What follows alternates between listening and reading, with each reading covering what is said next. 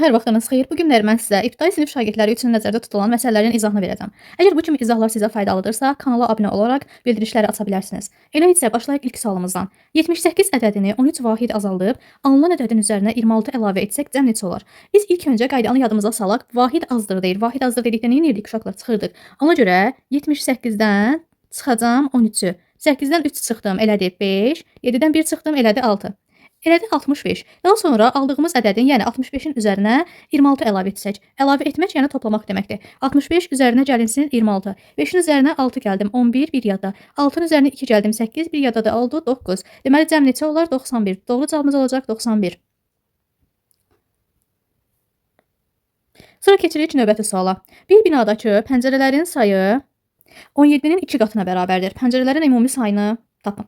Biz ilk öncə ədədin 2 qatını necə tapırdıq? Ədədin 2 qatını tapmaq üçün ya ədədi özü ilə toplamalıyam 2 dəfə, ya da ki onu götürüb 2-yə vurmalıyam. Gəlin biz toplama ilə tapaq. 17-nin 2 qatı.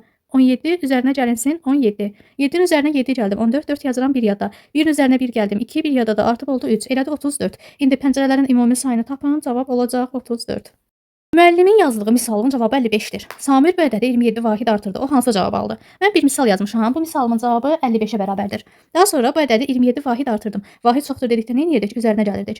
55-in üzərinə gələcəm 27.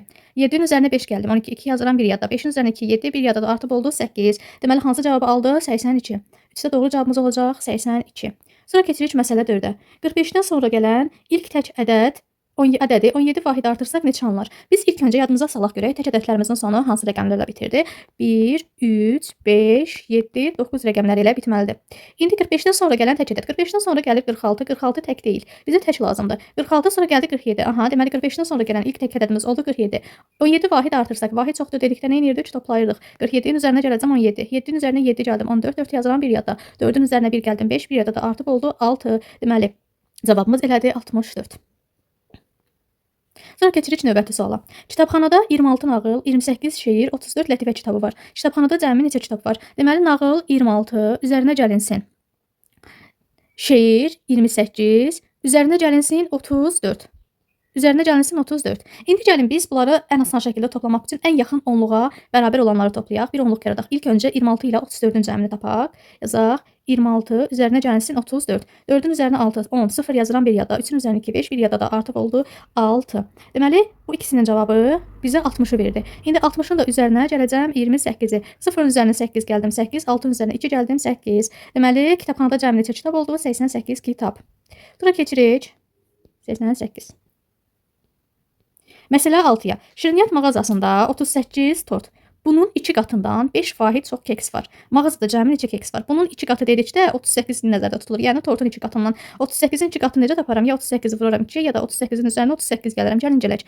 8-in üzərinə 8, 16, 6 yazıram bir yadda. 3-ün üzərinə 3, 6, bir yadda da artıb oldu 7. Deməli 2 qatı elədi 76. İndi kekslərin sayı isə 76-dan 5 vahid çoxdur. 76 üzərinə gəlinsin 5, 6-nın üzərinə 5 gəldim. 11, bir yadda. 7 də 1 vahid artıb oldu 8. Deməli mağazada cəmi neçə keks var? Mağazada cəmi 81 keks var.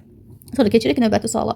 Bağda əkilən 78 ağacdan 22-si qurudur. Daha 38 ağac əkilərsə, ağacların ümumi sayı nə qədər olar? Deməli, bağda əkmişik 78 ağac, 22-sini sulamaq yadımızdan çıxdı. 22-si qurudu getdi. Deməli, 78-dən 22-si qurumuşdursa, bəs neçə ağac qalıbdı? 78-dən çıxıram 22-ni, 8-dən 2 çıxıram 6, 7-dən 2 çıxıram 5. Deməli, 56 ağac qaldı. Daha sonra isə 56 ağacın üzərinə də 38 ağac əlavə elədilər. 56 üzərinə gəlinsin 38. 6-nın üzərinə 8 gəlirəm, 14, 4 yazıram bir yada. 5-in üzərinə 3 gəldim, 8, bir yada da oldu 9. Deməli, ümumi sayı oldu 94.